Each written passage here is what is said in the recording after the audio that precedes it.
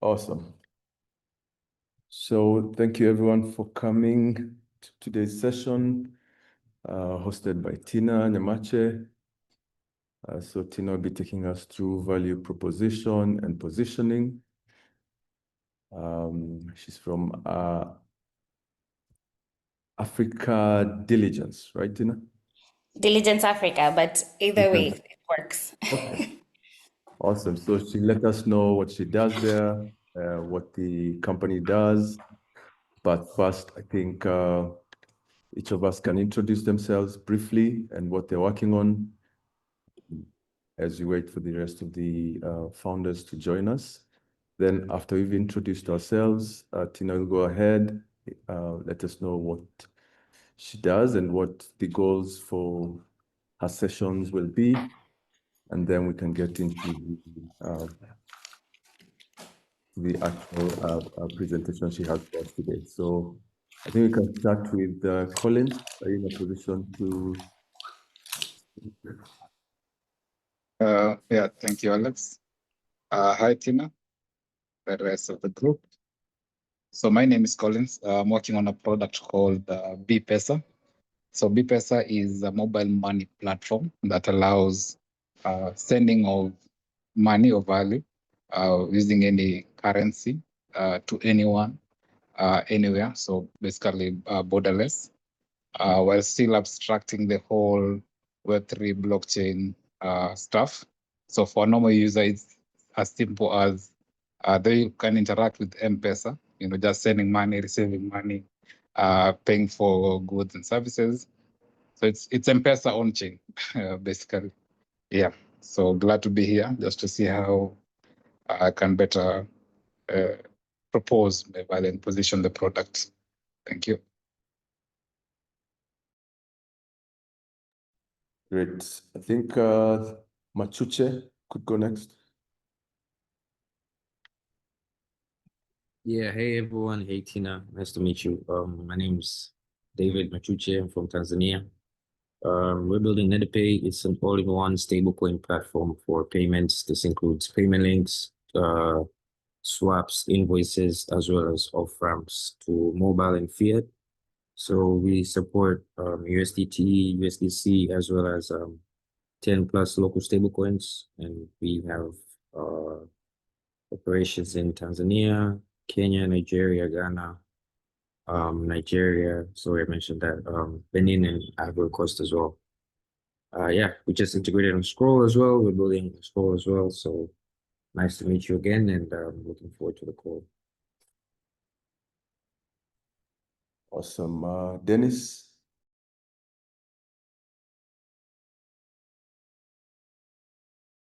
Yeah. Hello everyone. My name is Dennis.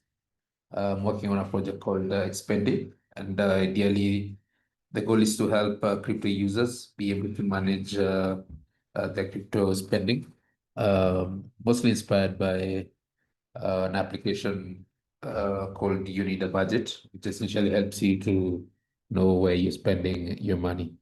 So that's what I'm currently working on. Looking forward to learn a lot from you, Tina. Awesome. I think Victor is with Dunia Yetu. Let's go to Gikenye. Yeah. What's up, guys? What's up, Victor? How's it going? What's up, Martin? I'm Victor from NetPay. Pretty much we are solving global payment solution powered by stablecoin. Excited for the session and to learn from you. Yeah, super keen to be here. Yes. Awesome. Gikenye, you can go next.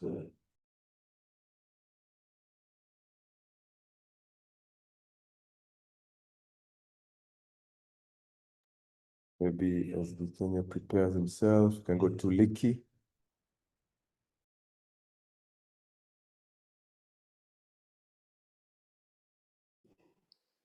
I think you can also just send a message if you can't speak. It's fine. Yeah, Gikenye, feel free to send a message. Liki? Good afternoon, everyone. My name is Lee Kinzeru.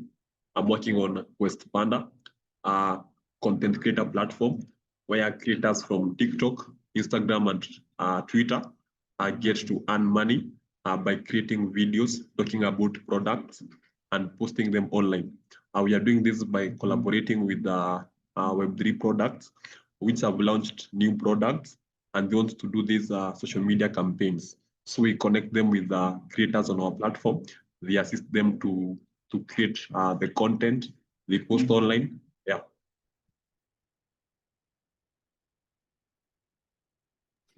Good. Simba.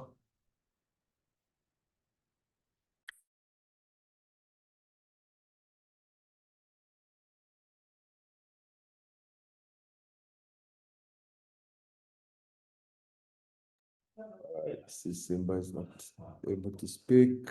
Now there's some people still coming in. If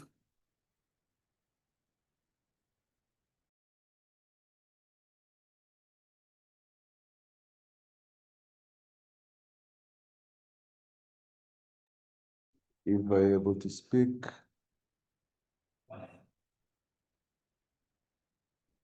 Sawa. Awesome. All right. I think the rest, Tina, you'll know them as we go.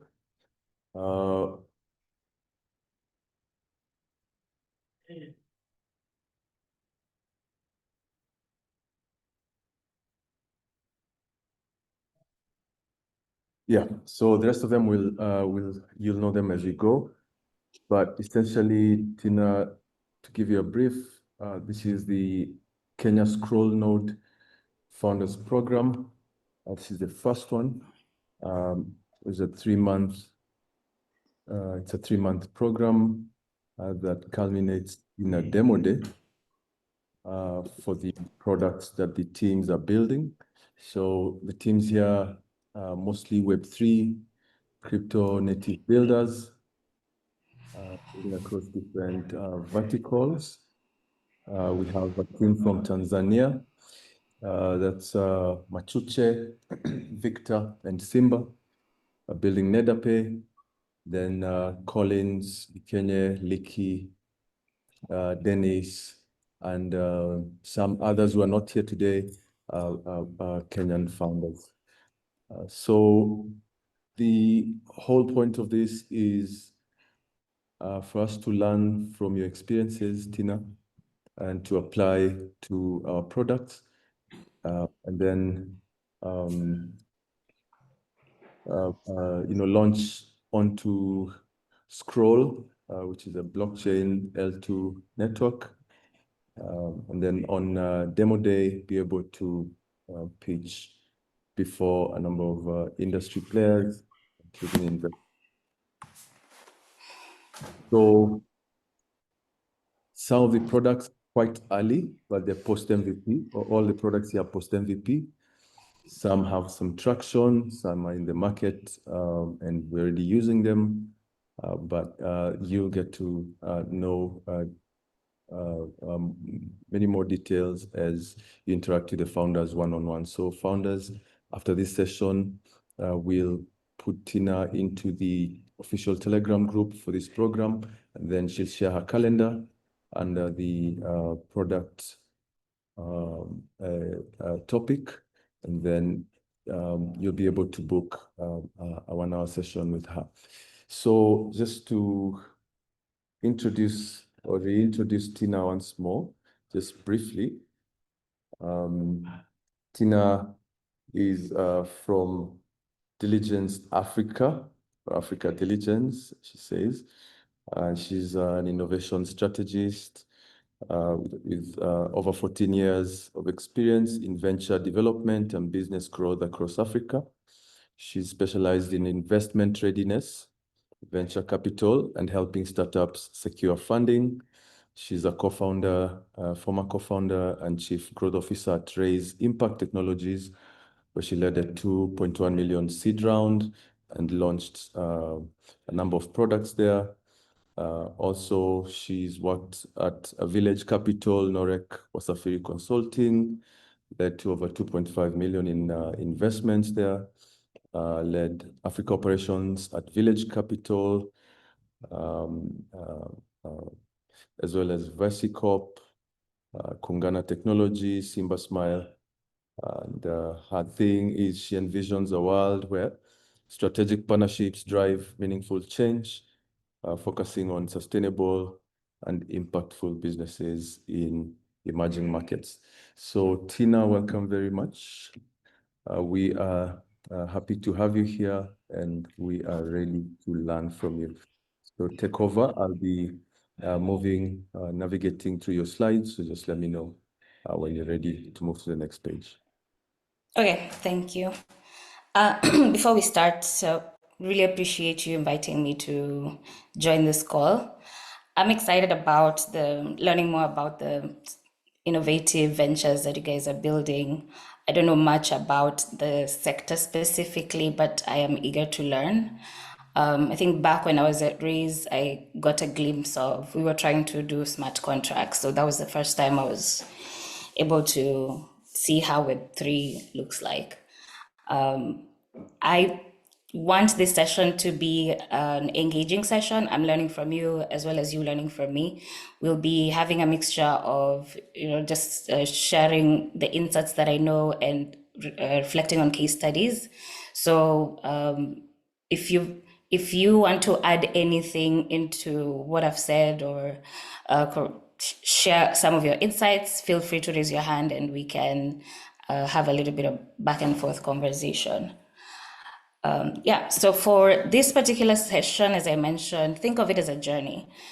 So we can explore how to articulate what your organization's offering looks like and how unique it should be and why does it matter. So throughout our time together, remember that the key is clarity and relevance. So your value proposition should not only capture attention, but also resonate deeply with the customers and the customer's needs and desire for who your target customer is or your audience. So we can start.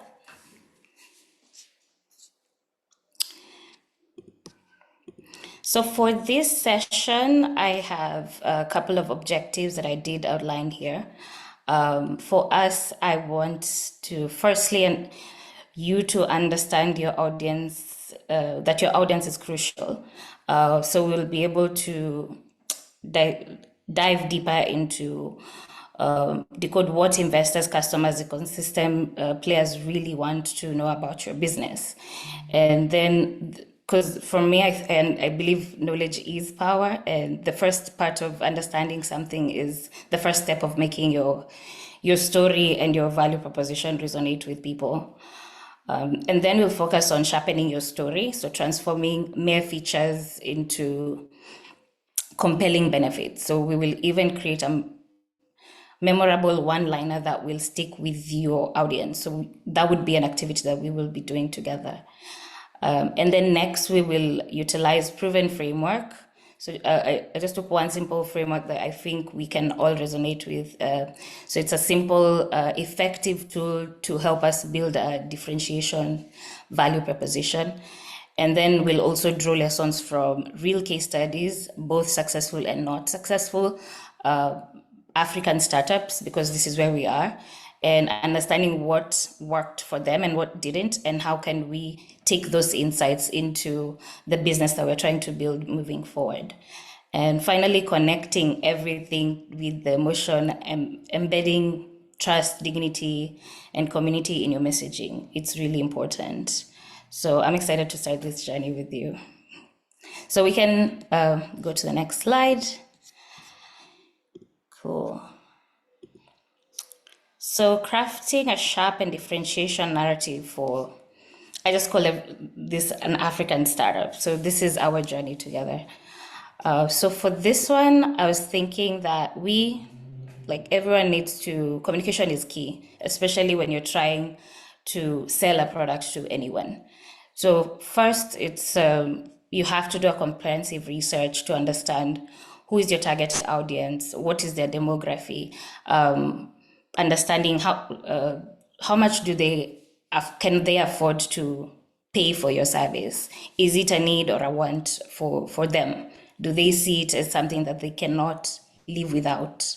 So if you can be able to understand the customer's mindset and interests and behaviors and challenges and tailor that to your messaging, then you can be able to capture, they can be able to see what you want to sell and capture the need at once. So make sure that your value proposition aligns with their priorities. If it's not a priority for them, or if it's not a need for them, then your offering is not genuinely addressing any of their needs. And then looking beyond demography, so understanding motivation and what emotionally drives people. And I know some of the innovations that you've mentioned, maybe they are B2B. So this is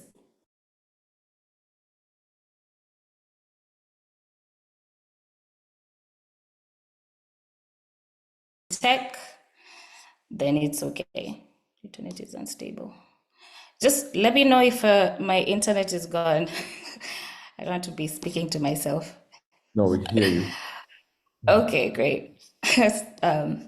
So what challenges, for example, what challenges do they face? What aspirations do they seek to fulfill? So the more insights you gather, the better equipped you will be to craft the messaging on how you want to introduce your product, engage with the customers, and keep building lasting relationships and keep re-innovating or reinventing, re-innovating, continue further innovating your product. So for next slide, please.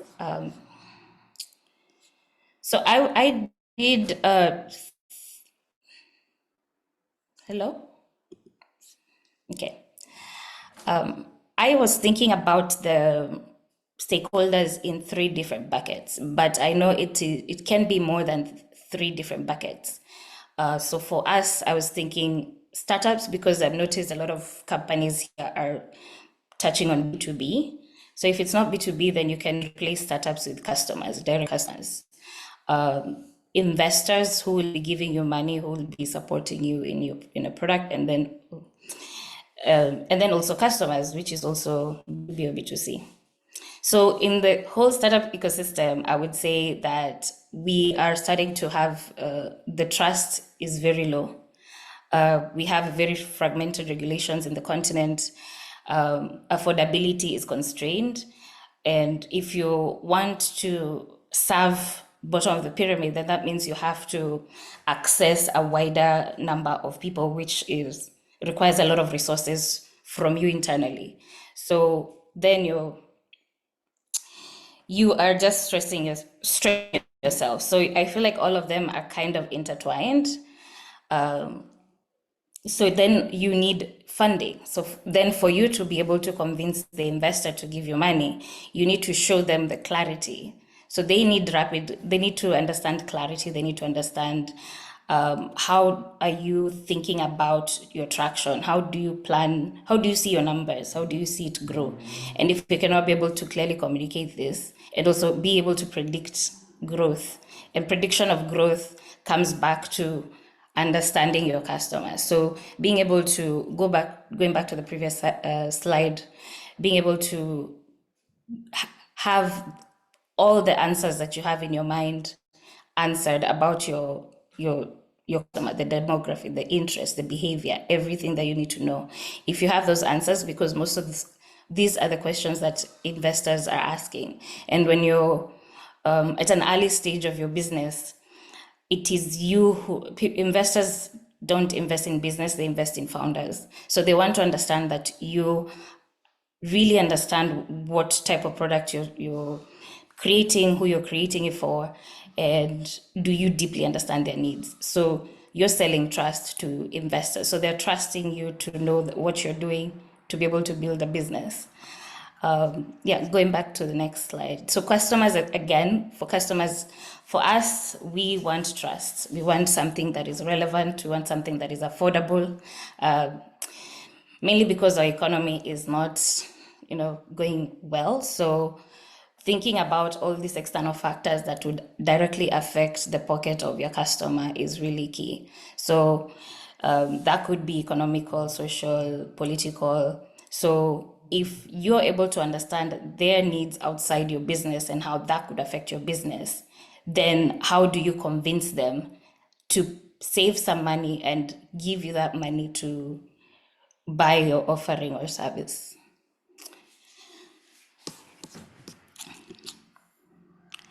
I feel like I'm being preachy right now. Can I get an amen? So differentiation. We're How do you moving define? well. Sorry. We're moving swiftly. We're moving well. Yeah. Yes, thank you, Dunia. Dunia, it's amen. Yeah, so defining your unique value. So how do we look at this? Let's delve into the defining your unique value. So identifying what you see sets you apart in the marketplace. So this is not just the customer themselves, but looking at your competitors. So who's building a similar product? I've heard in the introduction, some of you have, you know, introduced yourself aligned, attached to another product. You know, you say like it's like M-Pesa, but it's not M-Pesa. You know, so how do you differentiate that completely?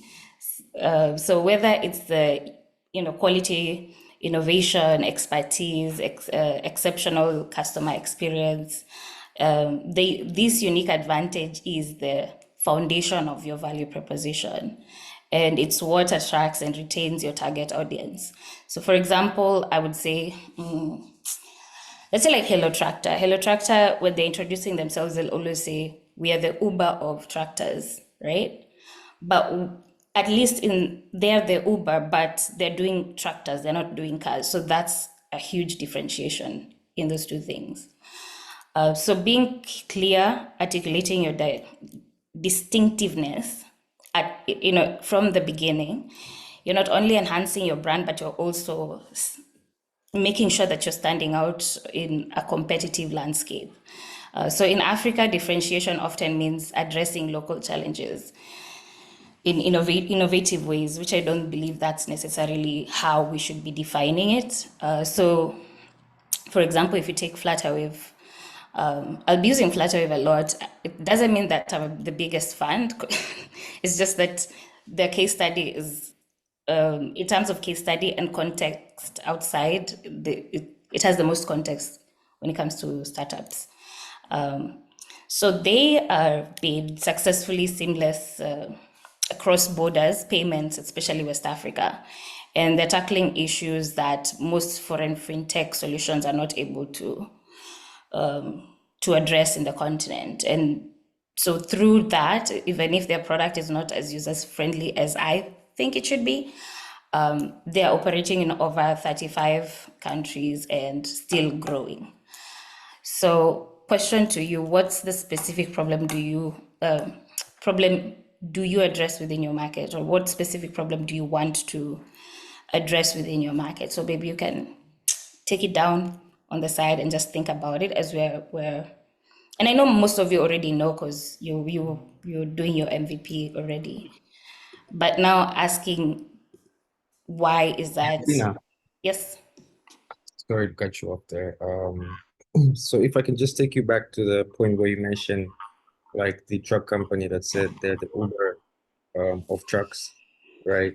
So I've heard a couple places where like they say when you're talking to investors or when you're positioning yourself, you shouldn't really use them terms like, hey, we're the Uber of trucks or we are the Spotify of football, for instance, that type of thing. Yeah. I'm kind of curious to hear your input there. But maybe this goes out to everyone else if they've heard anything similar there. That's a good question.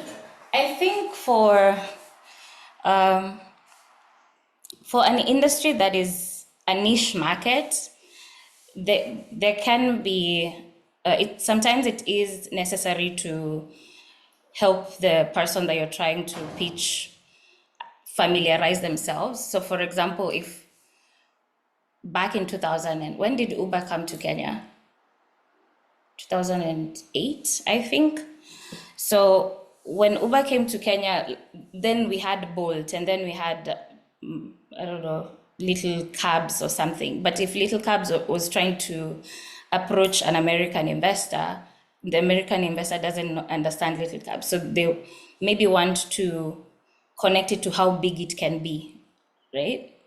So it can be, we are the Uber of Africa, because Uber back then was, just as huge in the US. So I think it I wouldn't say you can completely cancel it. You can use it as a reference, but also in the same sentence, share why you're different from them or why you're better. Does that make sense?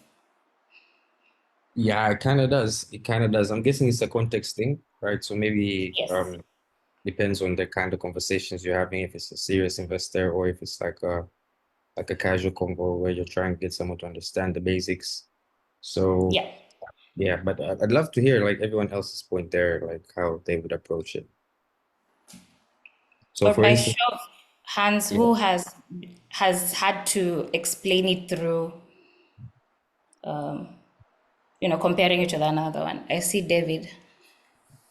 No, actually that was me asking the Oh, question. So okay. Okay. Sorry. But show of hands, is there anyone who had to always use the name of another competitor, or no? So I could imagine maybe like BPS saying, hey, we are the M-Pesa of stablecoins, for instance, right? Like, but I'd love to hear their input there and how that works for them, because everyone knows M-Pesa in Africa, for instance. Yeah. Oh, is that a question to me? And Oh, it's just a comment. yeah, I was saying from B-Pesa, we've had the same experience where what we are building is basically M-Pesa, but our value proposition is near zero transaction fee, privacy preserving, and all those things that currently in Kenya we are very, we don't have the government sharing our data, one, as youths. Two is at the current rate, Safaricom is really hitting our money, lack of a better term. So every time we're explaining, we are more of same user experience as M-Pesa in terms of sending money, receiving, but then we are offering this and this much better. Then, of course, from the crypto guys, there's all this blockchain, stable coins and such. So yeah, we've had to explain, not explain, but literally mention M-Pesa and Airtel Money and all these telcos from other different countries. Yeah. Okay. But I hope you like, because I heard your introduction and I heard you say why you're different, so which is a good thing to do as well. Thanks for sharing. So we could just go back to slide 6 or 7.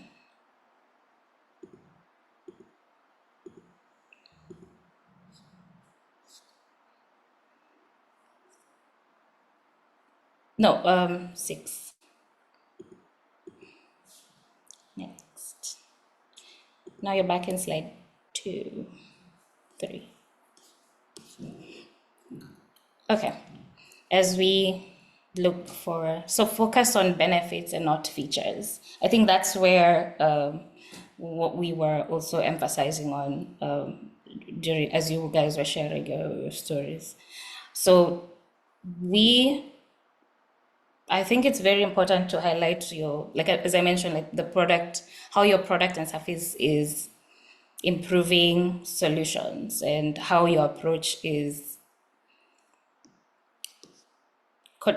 different from other people. So by emphasizing on benefits, you're you're sharing deeper connections versus saying, oh, these are the 5 features that we have. So an example would be if you're having 2 features, then don't talk about the technicalities of the features, just say why the features are increasing or enhancing efficiency versus the alternative existing or products or services. So customers mainly are drawn to benefits not the features. So for instance, M-Copper. So M-Copper, I think most of you know M-Copper, which is you borrow electricity or you borrow money to get electricity, and it's pay as you earn. So for them, they state affordable electricity with zero upfront cost, instead of just saying we sell you solar kits. So I think those two different statements are very they will give a different reaction to a first-time customer when they're being pitched about getting the product or service. So prioritizing outcomes such as convenience, savings, trust, accountability is really important. So I'll keep emphasizing on that. So you might hear me repeating from time to time. So the next slide, please. So now it's showing the proof of value. So why should people care? Why is it important? So first, maybe leveraging on metrics. If you have metrics already, I think I've heard majority of you already have in your MVP stage. So which means you've had a small sample of customers that have given you feedback, that have tested your product or service, and that is part of proof. So building credibility with evidence is important. So you're collecting feedback using the metrics, testimonials, and stories to share with, for example, investors or future customers, that there's people who have vouched for you and have had a feel of your product or service. So more examples, same. I'll use the Flutterwave. So scaling payments, oh my goodness, infrastructure has scaled its payments across Africa. So for them, I think the biggest thing is showing that they are especially they've successfully penetrated West Africa very well. And so that is one of their biggest selling points. And majority of the fintech companies that are or conglomerates that are trying to enter West Africa, most of them have strategic partners, B2B partnerships with Flutterwave, because they cannot do what Flutterwave is able to do in that region.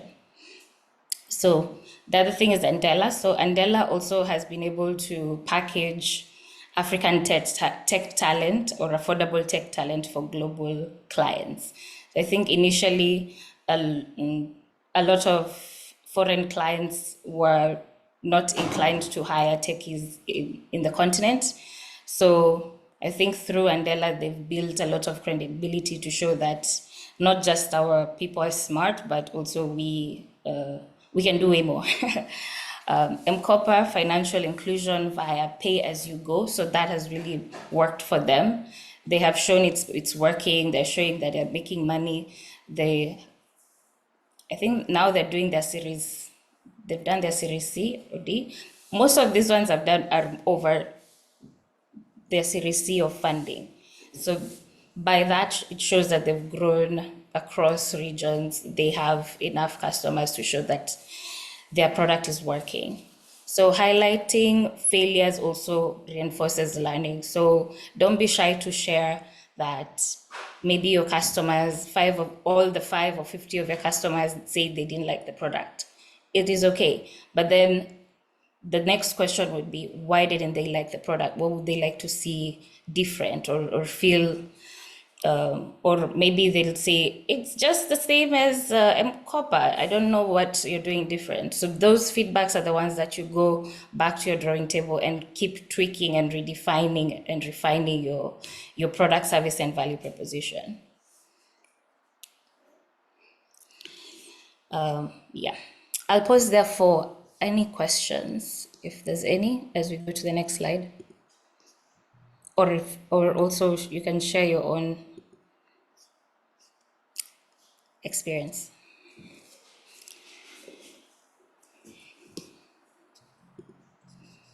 Okay, okie dokie. So let's go to the next slide.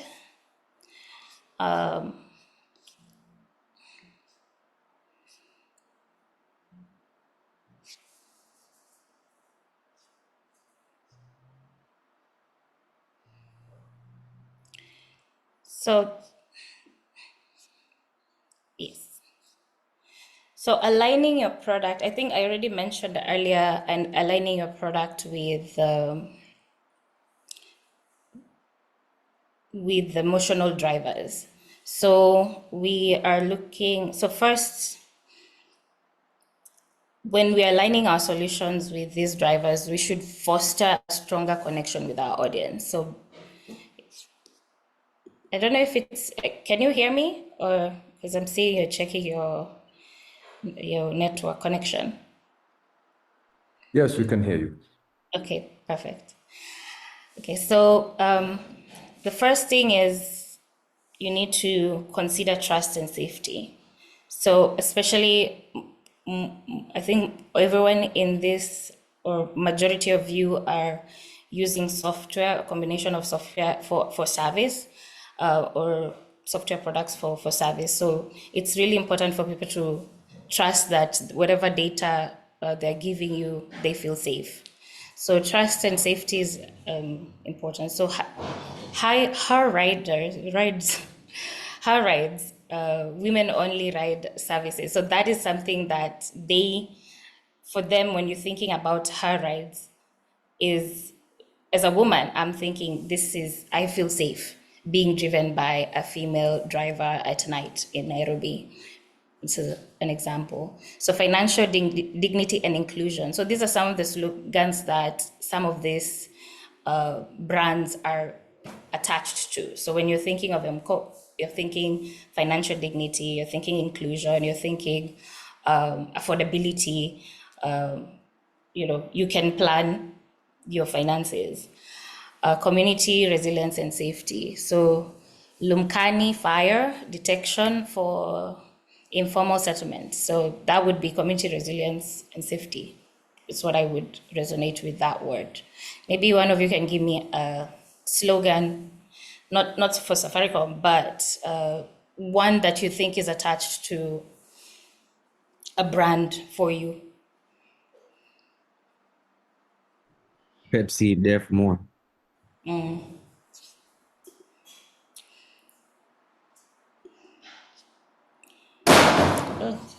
sorry, I'm in a 300-year-old house and I think it's haunted. So if you hear noises, that's not me.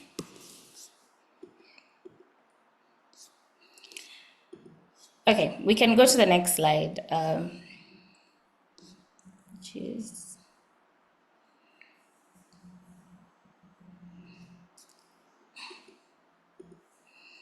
yeah, so I think I've already mentioned about Andela. I think I've spoken about them a lot. So for me, when I'm thinking about tailoring to your audience, I think a lot of the products that we are building, especially as African founders, sometimes as you're scaling, you end up steering away from the local context. So especially for tech companies. So I think positioning differentiation for each stakeholder is really key. So for Andela, that would be African engineers, career growth, opportunity, global clients, access to vetted clients, quality and assurance. I'll go back to Andela. So for Andela, I would say as they're growing, they've had a big challenge in pricing and affordability for the engineers that they had hired before. So I would say thanks to them, the value of software engineers has increased, but also that means as a result, African tech companies are not able to afford some of the mid to senior level engineers. So you see, there's some things that as you're scaling as a business, you kind of have to keep asking yourself the same questions. Are you still solving the problem for your primary customer? And if that's not the case, then do you need to pivot it a little bit or redefine who your target customer is? Because as you grow, also the problems change, the external factors that are affecting whichever target audience that you have in terms of country jurisdiction also changes.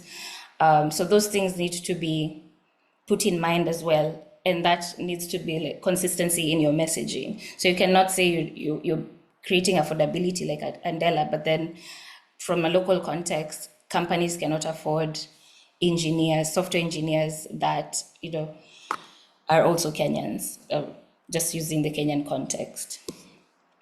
Does anyone have a follow-up question or would want me to go deeper into this?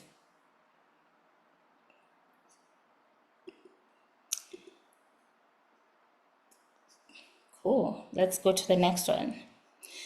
So the next slide would be around positioning and positioning framework. So there's a couple of frameworks out there but I think this is one of the most effective, easiest ones that I think is a really good practice for any company, that you can keep doing it even if you're 2 years, 5 years from now, you still can ask yourself the same questions and keep redefining who your target customer is. So you can start by crafting straightforward statements that clearly highlight your value. It's crucial to use languages that are accessible, free of technical jargon. This ensures your message is not just clear, but also very impactful to the people that you're trying to sell to. So these are the 4 simple ones. So this is a one-line value proposition that I think will be a guide for you to be able to just create a one-liner of what is it that you do. So for the first question would be, who is your target? What problem do you solve? Why choose you? And how do you deliver? So this just, it's a really good transition into the breakout discussion that I would like for us to do. So time check, we only have 15 minutes. I think we can do 5 minutes and come back. My goal is just for everyone to have this one liner before we end the session. And if, time allows, the organizers allow, we can have maybe 10 more minutes to close this session. Awesome. So, Tina, how would you like us to do the breakout rooms? So I think we discussed it earlier. You mentioned that there's some people who are physically there with you, and then there's some people who are online. I don't know in terms of count. All right. So I think Collins, are you in the lab? I think Collins is in the lab. Dennis and Leaky. The 3 in the lab, right? Collins, let me just know. The 3 of you Yeah, are there. All right, then I think the 3 of them can do one session, one breakout, and then can have Gikenye, I think you're online, virtual, and then Gikenye and Dunia Yetu, Machuche, we can do online. Okay, so then the people online can just stay on this call, and the ones who are physically together, you can huddle and take these questions. Awesome. You can go to So- the next slide. I think the next slide is has a sentence that you can use to connect all the dots together.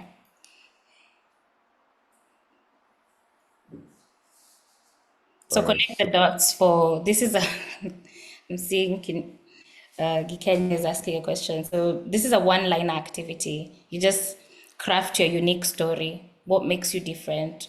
So an example of the template is 4 dash. So who is your customer? My company is Diligence Africa. We are serving, so customers would be, we're serving investors, and we're serving startups. And our pain point is that we do due diligence and help companies fundraise. How do our solution? Oh. So we're helping companies. The pain point is it's very hard for startups to raise subsequent funding as they're growing their businesses. Our solution is that we're trying to ensure that we are selling trust through due diligence process by providing a thorough, deep due diligence for companies and helping them keep building their business unique. So that's what sets us apart. So alternative to what? Alternative to most companies or most VCs do their own due diligence, but we are separately doing it by ourselves. That's what we're focusing on. So we have experts in more than 27 countries that they can go physically and check that the data that the companies are giving to investors are facts. So I know that's a long one, but I need to refine my mind too. So I'll be doing this as well. So you can use this template. I hope that is clear, right? People already left. Yeah, should be clear. So I'll pause the recording here, then said we'll be back after how many minutes? 5 minutes. 5 minutes. So we'll be back in 5 minutes.